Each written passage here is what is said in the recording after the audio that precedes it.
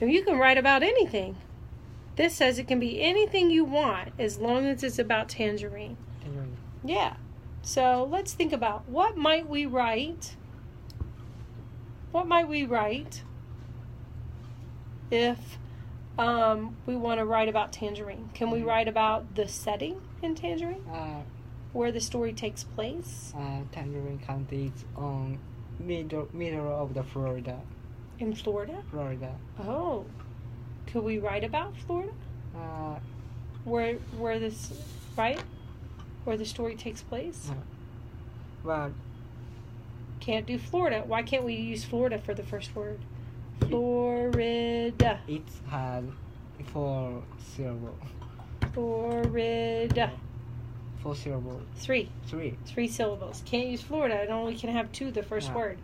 But we could still write about Florida. What would the first word have to be? Something else, right? It could be setting. Setting. The word setting. How about sinkhole? Oh, sinkhole. Yeah. See? It could be sinkhole. Yeah. Good job. Good job, sinkhole. What a great idea. Because sinkhole is what is really important in the story. Yeah, very important. Yeah, very important.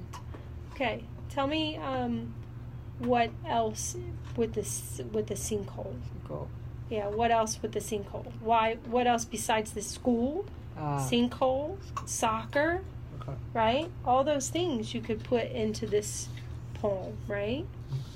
And then you gotta count syllables. So one's got to be 4, right? Kick soccer. Let's see. That's kick a soccer ball. Kick a soccer ball. That's 5. Whoa. He kicked a soccer ball. That's 6. 6. He kicked a soccer ball. That's 6. Right? Yeah, you gotta have a 6. You gotta have a 6-syllable one, and you gotta have an 8, and you gotta have a 4. Paul kicked a soccer ball. Yeah, you could do soccer. You could do sinkhole. Yeah, and now I think about sinkhole. Oh. Right, sinkhole ate the school. Good. Yeah. Ate the school. It ate the school. Ate the school. It ate the school? Yeah, it ate the school. It did eat the school. Good job. What a good metaphor. Remember we talked about what a metaphor is? Yeah. Yeah. It ate the school. Good job. Right?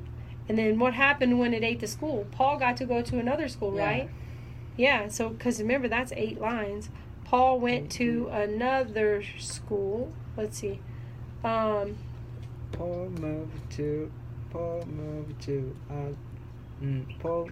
tangerine middle.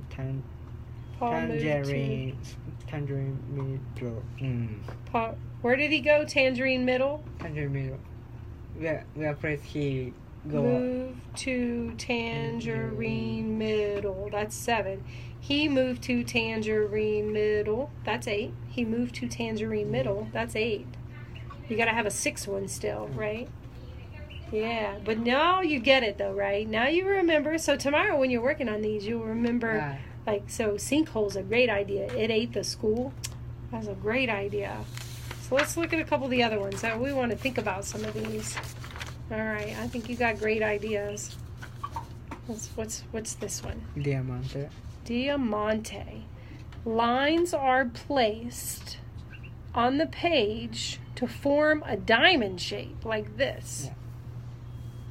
Right? The subject goes through a notable change from a shift taking place in the middle line. So it starts here. So you might start Paul here, and then by the end, Paul ends up being somebody different. Yeah, somebody different. Yeah, right? And so you might just write about Paul, and slowly Paul becomes somebody else. Who does Paul come at who is Paul at the beginning of the story? What do we know about Paul in the beginning of the story? We would write Paul. We would write blind. Right. We would write no soccer. No soccer. Right? IEP. Right? How about Paul playing soccer? for soccer. Beginning of the story? At the beginning of the story? Yeah, soccer player. And I want put here on Eric, his brother. Oh, at the end of the story? Yeah. His brother? Yeah. He has his brother at the end of the story? Yeah. Yeah, he has brother and he play football, so I put here on like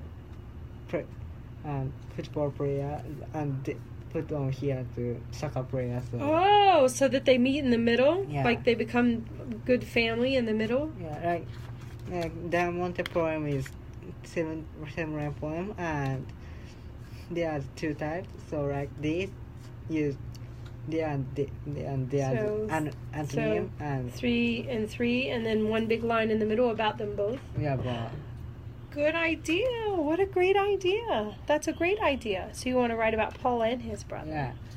Oh, and how they become like family in the middle here. Yeah.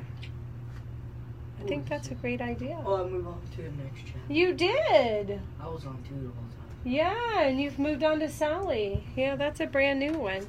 That's a great idea. So we've got that one. Let's look at this one. Okay, so this is a haiku. You heard of a haiku? Yeah, Yeah. I made some haiku when I was on When Japanese you were school. yeah, because these are famous poems in Japanese. So we've got these are small poems, right? 3 lines, 5, 7, 5, right? So the syllables 5, 7, 5, and we can write these about anything. We could write and about anything in Tangerine. We might even write about the lesson in Tangerine. Yeah, Do you remember? Yeah, but she said capture a moment in time and describe something or about in nature. Ooh. So should we be writing about the sinkhole? Yeah, sinkhole or mocking fire.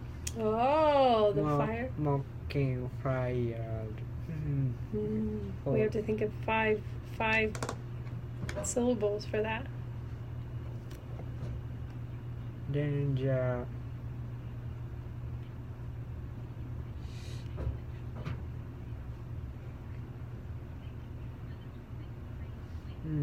How fire danger. Okay. Yeah. Yeah, I like it. And then you have to do 7, and then you have to do 6. So we do the danger, the fire is danger. Yeah. Right?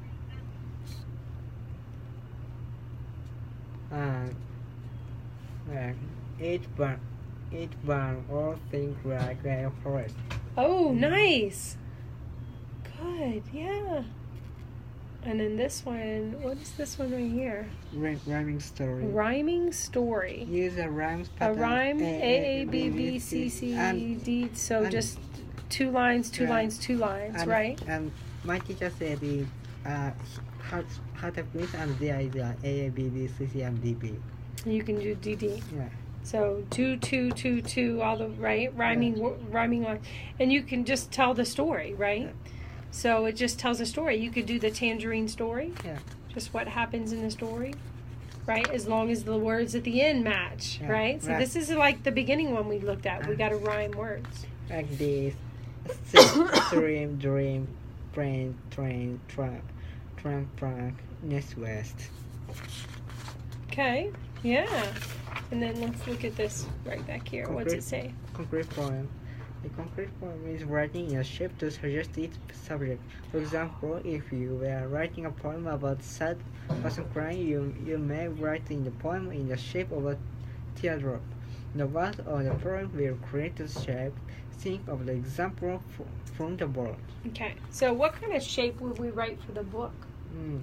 A soccer, maybe? We might write a circle, a poem in a circle, like a soccer ball. We might make a poem in the shape of the sinkhole. Oh. Yeah, right? Or about With the school building sitting on top of it. Or about the